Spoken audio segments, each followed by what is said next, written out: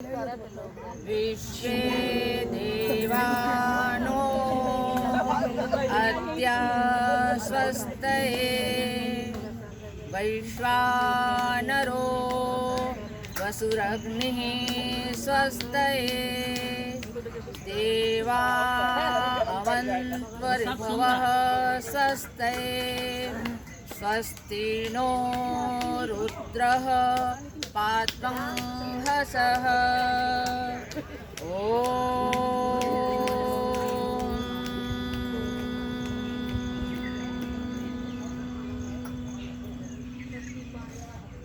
शान्तिः शान्तिः शान्तिः।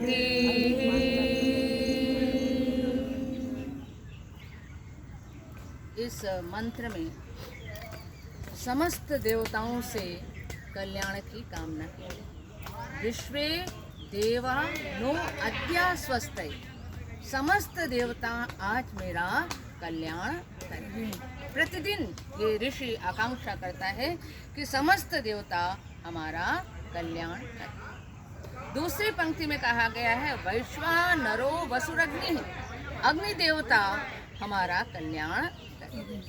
और तीसरी पंक्ति में कहा गया कि ऋभुवः, जो ऋभु देवता हैं वो हमारा कल्याण करें। चौथी पंक्ति में या चौथे पाद में ये कहा गया है कि रुद्र देवता हमारे समस्त पापों को और हमारी समस्त हिंसाओं को दूर करके हमारा कल्याण करें। ऐसी प्रार्थना इस मंत्र में। देखिए, जो वैदिक मंत्र हैं उनमें विभिन्न प्रकार के विचार हैं, लेकिन हम आपके साथ सुबह सुबह क्योंकि प्रार्थना करते हैं इसलिए जो प्रार्थना वाले मंत्र हैं उसी मंत्र को लेते हैं। वैसे अगर आप वैदिक मंत्र पढ़ेंगे तो तत्कालीन अवस्थाएं क्या थी, सामाजिक व्यवस्था क्या थी, राजनीतिक व्यवस्था क्या था, ये सारा कुछ आपको उसमें मिलेगा। लेकिन चूंकि सुबह प्रार्थना का समय होता है इसलिए मैं ऐसे ही मंत्र आपके सामने प्रस्तुत करती हूँ। आज मन हुआ कि ऐतरेय ऋषि की कथा आपको सुनाई। किसकी? ऐतरेय। प्रायः जो वेद हैं, 4 वेद, उन चारों वेदों पर आपने ब्राह्मण जाति तो सुनी होगी, हो सकता है ग्रंथ भी सुने हो। तो वेदों की जो व्याख्या करता है उस ग्रंथ को ब्राह्मण ग्रंथ कहा जाता है। तो एक ऐतरेय ब्राह्मण है और हर वेद से संबंधित उपनिषद भी होता है, आरण्यक भी होता है। तो आज हम ऐतरेय ब्राह्मण की कथा कहने वाले, ऐतरेय ब्राह्मण का निर्माण करने वाले जो ऋषि हैं उन ऋषि की कथा आपके साथ बांटते हैं। एक ऋषि थे, इनके पिता का नाम था मांडूकी। हारीत ऋषि के वंशज थे ये और बहुत ही धर्मात्मा प्रकृति के थे। और इनकी पत्नी का नाम था इतरा। तो ये पति पत्नी दोनों ही, एक तो ऋषि प्रवृत्ति तभी होगी आपकी जब आपके अंदर मनोभाव वैसे होंगे, और जब आपकी रुचि आध्यात्मिकता में होगी तो आप ऋषि की कोटि में पहुंचते हैं, क्योंकि आप उस तरह के मंत्रों का साक्षात्कार करते हैं।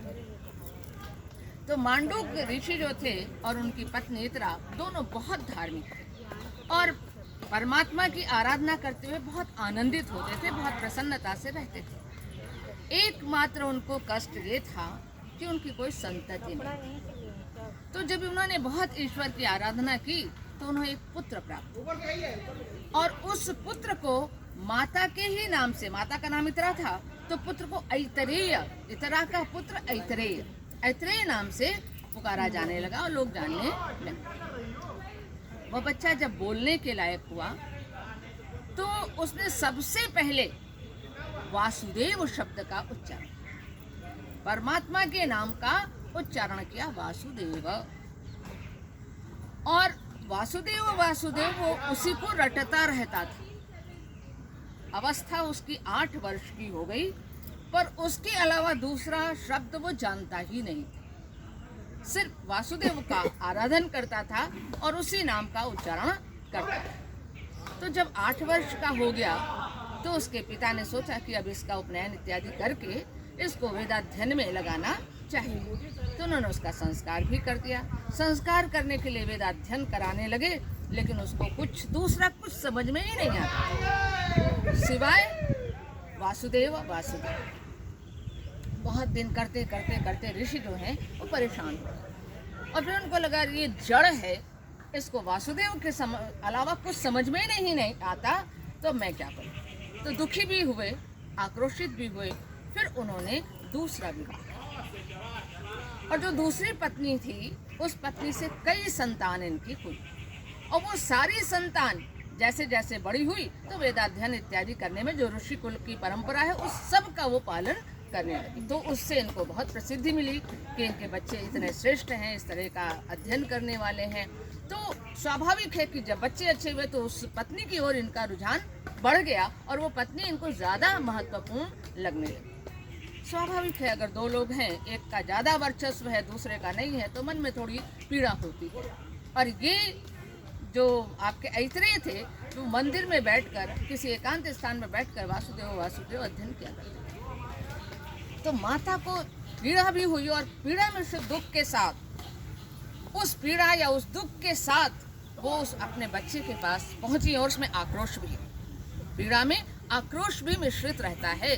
तो वो वहाँ पर पहुंची और उन्होंने, वो अपने तल्लीन है अपनी आराधना में, वासुदेव वासुदेव वासुदेव। और इन्होंने आक्रोशित होकर कहा, तुमको सिर्फ वासुदेव के अलावा कुछ समझ में आता है? किस तरीके से तुम्हारे विमाता का, तुम्हारे भाइयों का वर्चस्व बढ़ रहा है और मैं उसमें त्यक्त हो रही हूँ और मेरा कोई महत्व नहीं रहेगा, तुमको इसकी समझ नहीं है? तो उसने बड़े शांत भाव से कहा, माँ आप परेशान मत हो, आप सांसारिक भावों में मत पड़िए, आपको बहुत आनंद आएगा, आप देखती रहिए।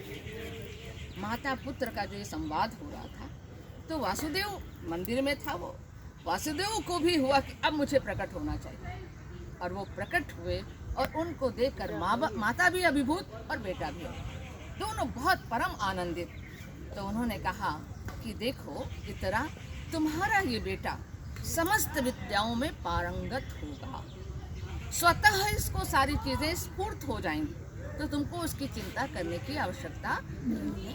और जो तुम्हारी मनोकामना है वो तुम्हारी समस्त मनोकामना भी तुम्हारा ये पुत्र पूरा करेगा, और ये पुत्र ऐतरेय ब्राह्मण की भी संरचना करेगा, तो तुम इसमें परेशान बिल्कुल मत हो। फिर उन्होंने कहा कि तुम कोटि तीर्थ में जाओ, उस कोटि तीर्थ में जाओगे, वहाँ एक ऋषि हैं हरिमेधा नामक, तो उनसे तुम्हारी मुलाकात होगी, तुम वहाँ पर जाओ और तुम्हारी माता की समस्त मनोकामना वहाँ पूर्ण हो जाएगी। तो ये माँ और बेटा दोनों गए कोटि तीर्थ, और हरिमेधा ऋषि जो हैं वो वहाँ पर थे, और उनके यहाँ जैसे ऋषियों का वातावरण रहता है वैसे ही सारी प्रक्रिया वहाँ पर चल रही। ये भी पहुँचे वहाँ, तो इनको जैसा उन्होंने कहा था वासुदेव ने कि सब स्वतः आ जाएगा, इनको सारा ज्ञान, और वहाँ जाकर इन्होंने वैदिक पाठ करना शुरू किया। तो जो वहाँ पर विद्वज्जन बैठे थे जानते थे, उन्होंने इनका वो वैदुष्य देखा, उसका पाठ देखा, और जो वो नहीं जानते थे उससे इतर भी इन्होंने पाठ किया। सबकी महत्ता, सबका सम्मान इनके प्रति बढ़ गया और सब इनकी जय जय करने लगे। और हरिमेधा इतने खुश हुए कि उन्होंने अपनी पुत्री से इनका विवाह।